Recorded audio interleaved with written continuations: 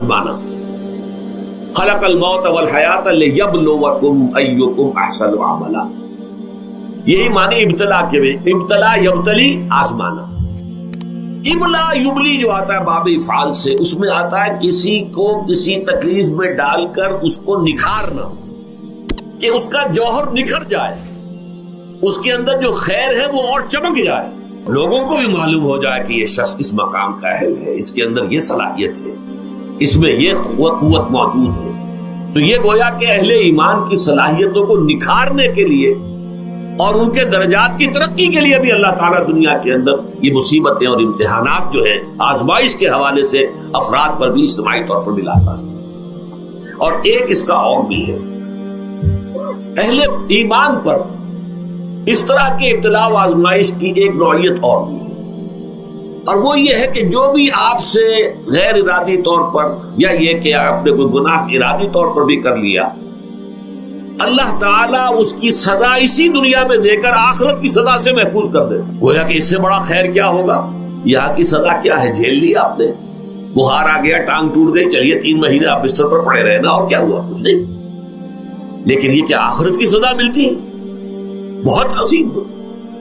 لہذا کفارہ بناتا ہے اللہ تعالیٰ ان جو بھی گناہ ہو گئے ہیں، غلطیاں ہو گئی ہیں، ان کا کفارہ اللہ تعالیٰ بندہ مومن کے لیے. حضور کی ایک حدیث ہے، اس کا متن مجھے اس وقت یاد نہیں ہے، کہ مومن کا معاملہ عجیب ہے، اسے کوئی تکلیف پہنچتی ہے صبر کرتا ہے، اس کے گناہوں کا کفارہ بن جاتا ہے، اور اگر کوئی خوبی ملتی ہے اس پر اللہ تعالیٰ کا شکر ادا کرتا ہے، اس کے درجات بلند ہو جاتے ہیں. تو یہ معاملہ جو ہے اللہ تعالیٰ کی طرف سے بندہ مومن کے حق میں خیر، کہ در حقیقت اس کے ان گناہوں کی پاداش کہ جو اس نے یہاں کر لیے ہیں، یہی دنیا میں دے کر دھو دیا جائے، پاک کر دیا جائے. جیسے آپ کو معلوم ہے دھوبی جو ہے کپڑے کو بھٹی میں چڑھاتا ہے، گرم پانی میں ڈالتا ہے، نہیں ڈالتا، تاکہ اس کا میل نکلے، اس کے آگے پٹکتا بھی ہے ذرا اس کو، تاکہ وہ میل اچھی طرح چھٹ جائے اس سے.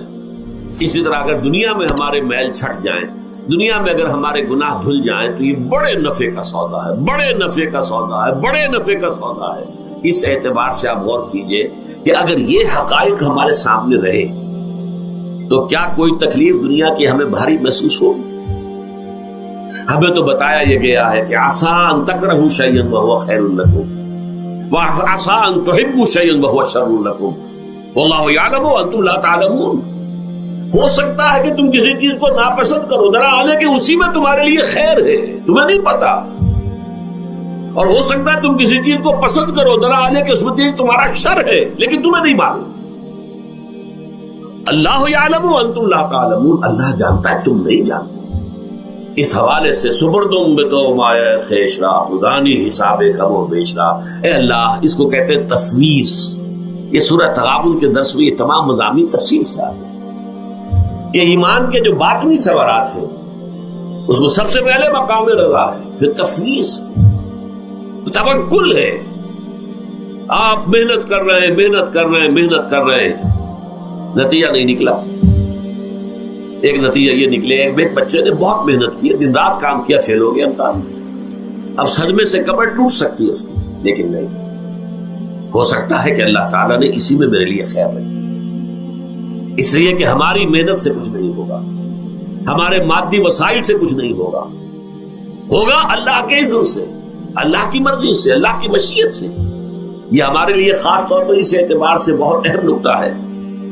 ہم سب راہ حق کے مسافر ہیں، اپنے اپنے بس پڑتے محنت کر رہے ہیں، وقت بھی صرف کر رہے ہیں، مال بھی صرف کر رہے ہیں، محنت کر رہے ہیں، مشقت کر رہے ہیں. لیکن فرض کیجئے جیسا کہ ہے، پھر واقع فرض کیا کیجئے، وہ تو واقع سامنے کی بات ہے، نتائج نکلتے نظر نہیں آ رہے، قدم نہیں بڑھ رہے، ہماری طرف لوگوں کا رجوع عام نہیں ہے. ٹھیک ہے، اس پر قطعاً بدل ہونے کی بات نہیں، یہ اللہ تعالیٰ کی مشیت میں ہوگا، جب وہ چاہے گا تب ہوگا.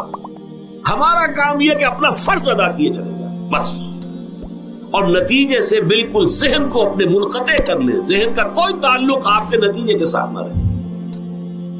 یہ جب تک کیفیت ہماری نہیں ہوگی، ہم اس راہ پر استقامت اور مدام اس پر محنت اور جد و جہد کرنا جو ہے وہ ہمارے لیے ممکن نہیں رہے گا. اس کے لیے میں اگر آپ کے سامنے رکھوں معاملہ کہ حضور صلی اللہ علیہ وسلم کے جو پہلے 10 برس ہیں، جب سے آپ کو آغاز ہوا ہے وحی کا،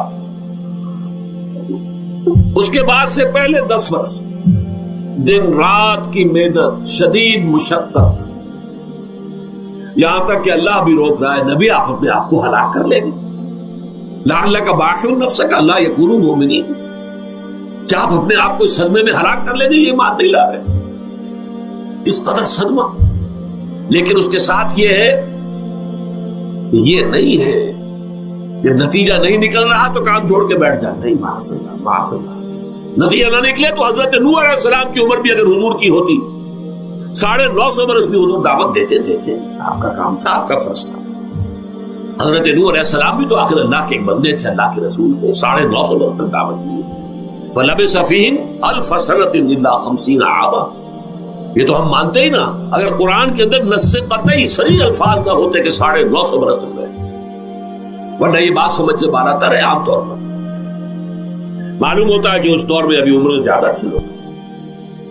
بہرحال جو میں نے عرض کیا تھا کہ دکھ جس سے انسان متاثر ہوتا ہے اس کی ایک قسم وہ ہے کہ جو ہمارے ارادہ اور اختیار سے باہر، اللہ کی مشیت سے، اللہ کے اذن سے، اللہ کی مرضی سے آتا ہے، اس کے لیے ہمارا کام صرف برداشت ہے۔ جو شے بھی ہمیں برداشت کی صلاحیت عطا کر دے وہی اس کا علاج ہے۔ جیسے آپ کو معلوم ہے کہ بخار بہت تیز چڑھا ہوا ہے، اس کی دوا نہیں ہے اسپرین یا کوئی اور پیراسیٹامول، بخار کی شدت کو کم کر دے، وہ کوئی علاج نہیں ہے۔ علاج تو ہوگا اگر معلوم ہو کہ کون سے جراثیم ہے، کس کی وجہ سے ہے، اس کا صحیح اینٹی بایوٹک کون سا ہے، وہ علاج ہوگا۔ یہ علاج نہیں ہے، لیکن اس کی شدت کی کمی اور اس کے اندر جو احساس ہے جھیل جانے کا، وہ انسان کے لیے آسان ہو جاتا ہے۔ یہی مضمون آیا ہے سورہ حدید میں بھی، ما اصاب من مصیبت فی الارض ولا فی انفسکم، یہاں کھول دیا اس مضمون کو۔ میں نے عرض کیا تھا نا کہ یہ آفت سماوی بڑے پیمانے پر بھی ہو سکتی ہے، زمین میں یعنی زلزلہ آ گیا، فلڈ آ گیا، طوفان آ گیا، ولا فی انفسکم، خاص تمہاری جان میں، تمہیں بخار ہو گیا، تمہیں ٹی بی لگ گئی، تمہیں کوئی اور بیماری آ گئی، تمہیں کینسر ہو گیا، معاذ اللہ معاذ اللہ، ہوتا ہے، آخر ہوتا ہے، دنیا میں انسانی زندگی کے ساتھ یہ ساری چیزیں لگی ہوئی ہیں۔ لیکن یہ چیزیں ما اصاب من مصیبت فی الارض ولا فی انفسکم، نہیں پڑتی تم پر کوئی پڑنے والی کوئی مصیبت، کوئی تکلیف، نہ پوری زمین میں بڑے پیمانے پر، نہ تمہاری جانوں میں انفرادی سطح پر، الا فی کتاب من قبل ان نبرأھا، مگر یہ کہ وہ تو ایک کتاب میں، کتاب اللہ کے علم کی کتاب، ام الکتاب، اس میں پہلے سے درج موجود ہے۔ یہ الٹ اپ نہیں ہو گیا، یہ اچانک نہیں ہو گیا۔ آپ اچانک سمجھتے ہیں کہ صاحب میں تو جا رہا تھا، اچانک ٹرک نے آ کے مجھے دھکا مار دیا۔ اچانک کوئی شے یہاں نہیں ہوتی، اس کائنات میں پتہ تک نہیں ہلتا جب تک کہ اس نے رب نہ ہو۔ اچانک کا کیا سوال؟ در حقیقت جو ہوتا ہے وہ اللہ تعالیٰ کے علم میں پہلے سے ہے، علم کامل، ما کان وما یکون، جو کچھ ہوا جو کچھ ہوگا، مستقبل، ماضی، کل کا کل، آنے واحد میں اللہ کے علم میں موجود ہے۔ لہذا یہاں اچانک کچھ نہیں ہوتا، جو بھی آیا ہے اللہ کے علم سے آیا، اور یہ پہلے سے اللہ کے علم کے اندر موجود تھا، لکھا ہوا تھا، الا فی کتاب من قبل ان نبرأھا ان ذلک علی اللہ یسیر۔ یہ تمہیں تو مشکل نظر آئے گا لیکن اللہ پر بڑا آسان ہے، اللہ کا علم کامل، ما کانا ما یکون کو آگی ہے۔ لیکن لا تاسوا علی ما فاتکم، تاکہ تم افسوس نہ کیا کرو ان چیزوں پر جو تم سے چھوٹ جائیں، جاتی رہے، چھن جائیں۔ کوئی موقع تھا ہاتھ سے نکل گیا، کوئی دولت تھی اس پر ڈاکہ پڑ گیا، کوئی اور مصیبت ہے وہ آ گئی، کوئی عزیز فوت ہو گیا، اکلوتا بیٹا تھا فوت ہو گیا، وغیرہ وغیرہ۔ ما فاتکم، فات سے ہی فوتیدگی ہے نا، جو شے بھی نکل جائے، چلی جائے، ہاتھ سے جاتی رہے، چاہے وہ کوئی آپ کا عزیز تھا جو فوت ہو گیا تو آپ کے ہاتھ سے نکل گیا، یا کوئی مال تھا جو آپ کے قبضے سے نکل گیا، ڈاکہ پڑ گیا، چوری ہو گئی، نقصان ہو گیا کاروبار میں بہت بڑا، اس پر افسوس نہ کیا کرو۔ اگر افسوس کرو گے تو اس کا مطلب کیا ہوگا کہ تمہیں اللہ پر اعتماد نہیں ہے، یا تم سمجھتے ہو کہ اللہ کے سوا بھی کوئی ہے جو یہ کام کر سکتا۔ کائنات میں تو ایک ہی کی مرضی چلتی ہے، وہ ہے اللہ۔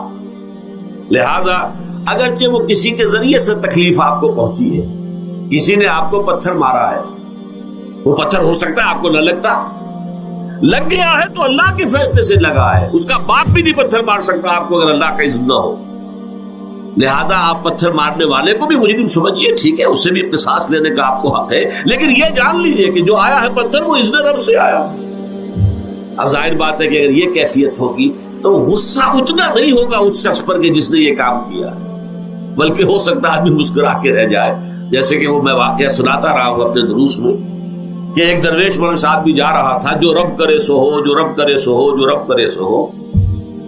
کسی شخص نے پتھر اٹھا کر دے مارا، اس کے سر پہ لگ گیا، کہ اس نے پیچھے پلٹ کر دیکھا کس نے مارا۔ اس نے کہا مجھے کیا دیکھتے ہو، جو رب کرے سو ہو، یہ تو رب کے مارے سے۔ اس نے کہا مجھے تو یہ پتھر رب کے مارے ہی لگا ہے، لیکن میں دیکھ یہ رہا تھا بیچ میں کس کا منہ کالا ہو گیا، اپنے لیے کس نے ایک گناہ کما لیا، اپنے لیے کس نے ایک مصیبت جو ہے وہ مول لے لی، وہ بیچ میں تم آ گئے ہو۔ پتھر اللہ کی طرف سے آیا ہے، لیکن اس کا عذاب، اس کا وبال تم پر آ جائے۔